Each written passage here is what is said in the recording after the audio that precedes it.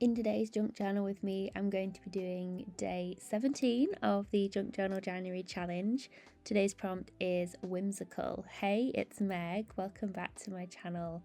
So, whimsical, I think, is a really interesting prompt and one that I debated whether to include because I wasn't sure how it would play off, because it's kind of a more abstract one. Like, there's not an immediate color scheme necessarily or technique, and there's a little bit more thinking when it comes to whimsical. So what I did for this prompt is I was sort of having a bit of a Google of, okay, what's the definition, what sort of imagery comes up when you Google things like whimsical, and you get the whole, like, the fairy tale, the cottagecore, all the whimsy stuff. And so I wanted to have that in my mind as a bit of a theme, and then be able to sort of translate that into how I was going to approach this page. So I didn't want to do just like a sort of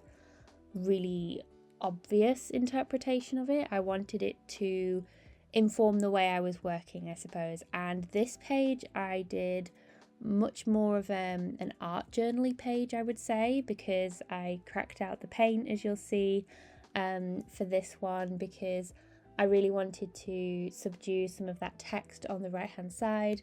And I thought the quickest way to make this page blend together, like on both sides, would be to start with some white paint. And I'm also using one of the tracing paper printouts that you guys know I'm loving using this month, and it was really interesting and a bit of a surprise that well, not a surprise, it shouldn't have been a surprise, but when I had the white paint and put it over the printout, the ink started to bleed, but in a really soft and light and airy way, which I thought was quite fitting, because I basically wanted to go into this page and have it to feel light and airy, and have it that way as a little bit whimsical in a way. So I really didn't want to make it too heavy.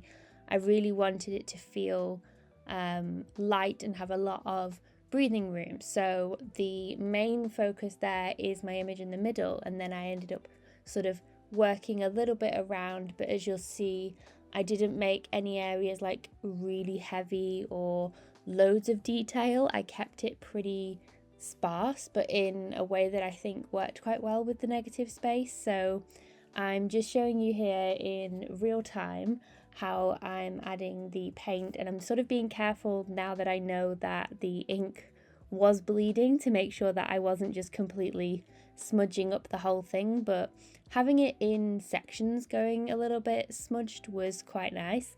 And then after I'd applied the white, I came in with some titanium buff, or Titan buff I think it's called, and I applied that and sort of mixed it in with the white because I didn't want it to clash too much.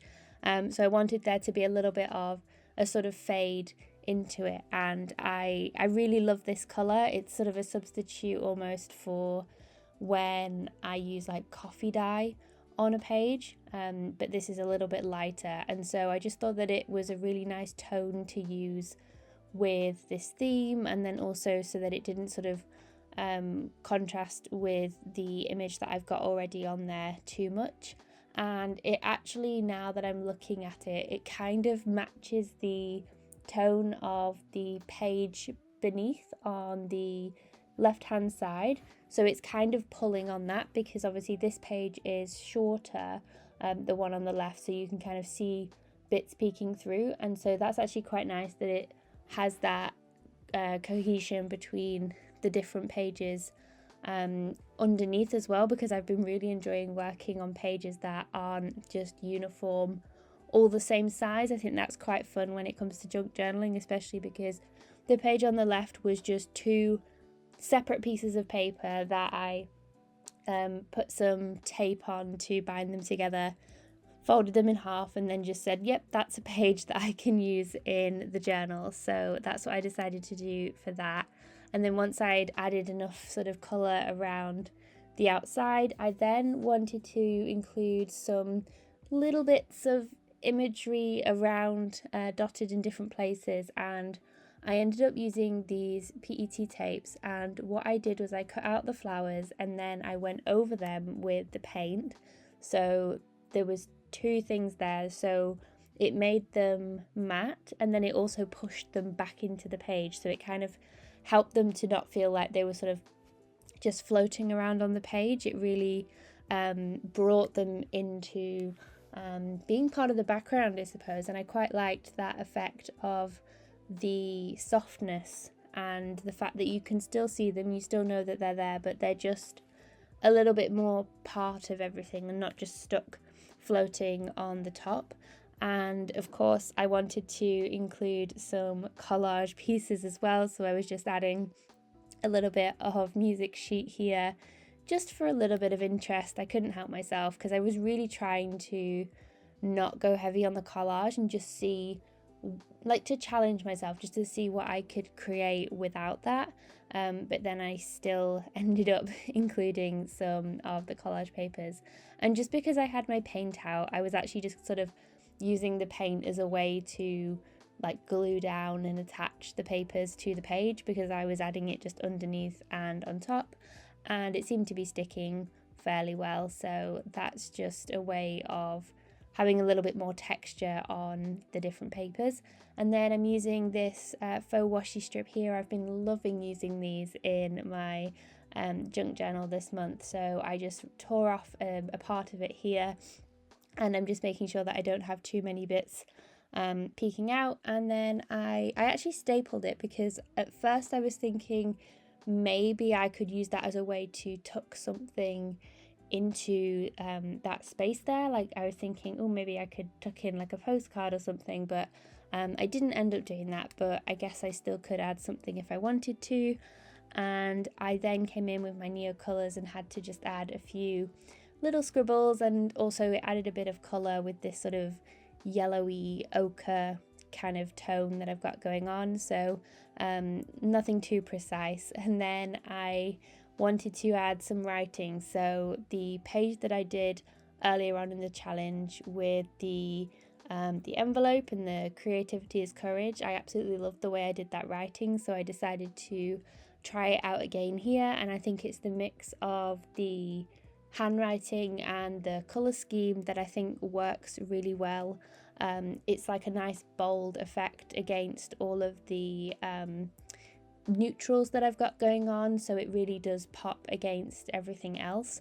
And then after I rounded the corners, I decided to add a little bit of definition on the edge of the pages. So I just took my sepia ink pad and just went round the edge of the page, not being too precise, just sort of dabbing it here and there.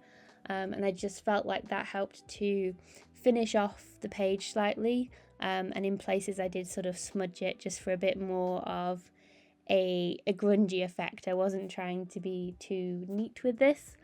And then I added some washi tape, so in a colour that was kind of matching with everything that I had going on here. I just added a couple of little strips here and there just for some extra pattern, because obviously everything was a little bit plain with this page. So the one that I'm using here is one of my favourite washis. It's by the brand MT, so I definitely wanted to include this within the page. And that is everything that I did for today's prompt. So I hope that you enjoyed watching this page come together. As always, have a wonderful rest of your day, and I will see you in the next one. Bye guys.